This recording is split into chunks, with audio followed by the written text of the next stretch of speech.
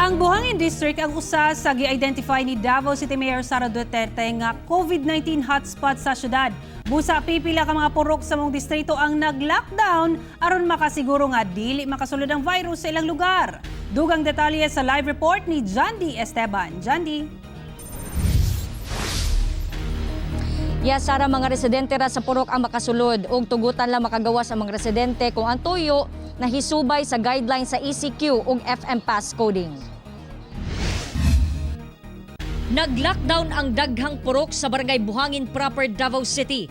Ang tanang entrada sa ilang area gibarikadahan na aron masiguro nga dili mo takboy ang COVID-19 sa ilang lugar. Sama na lamang dinhi sa Purok San Isidro.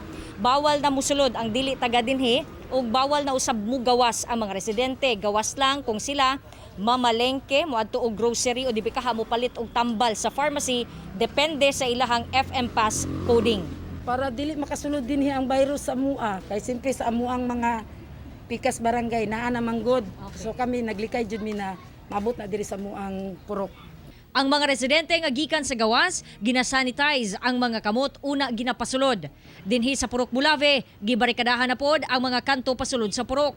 Naghit man gud ang buhangin, nagkusog ang iyahang kuan sa balita sa COVID-19 ba. So nangita lang pud may protection sa amo ang lugar nga naa siya'y barikada nga any person na mosulod diri kanang taga diri ra gyud nga residensya. Ang Buhangin ug Talumo District gi-identify ni Davao City Mayor Inday Sara Duterte nga COVID-19 hotspot sa syudad. Buot pasabot ang maong mga distrito ang dunay pinakadaghang kaso sa COVID-19 sa syudad. 24 cases sa Buhangin District, 26 cases ang sa Talumo. Busa ang mga residente nabalaka na.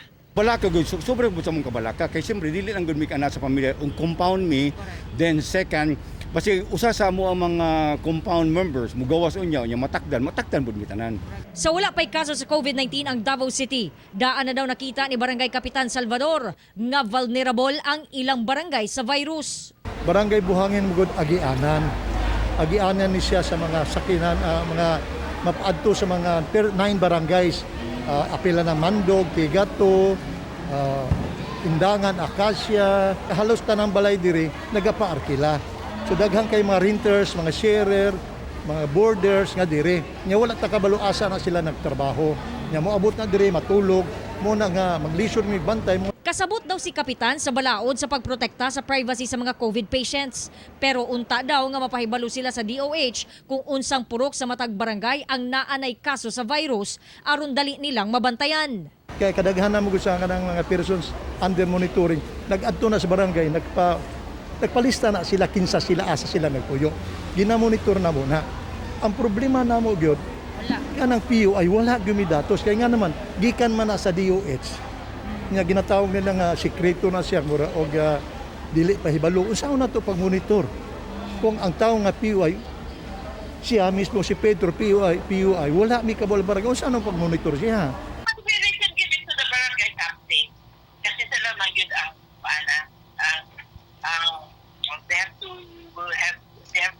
Something about it also. Kanila na lang, give it to them. Usasab daw sa factor sa dali nga pagsaka sa kaso mao ang padayong pagsupak sa mga tao sa Enhanced Community Quarantine Protocol. And ang problema kasi yung people, they refuse to understand even na explain na. But you know, if they stay at home, mag-contain natin, kung meron man carrier, nandiyan lang sa kanilang paluban. They don't have to go out, because when they go out, they infect others.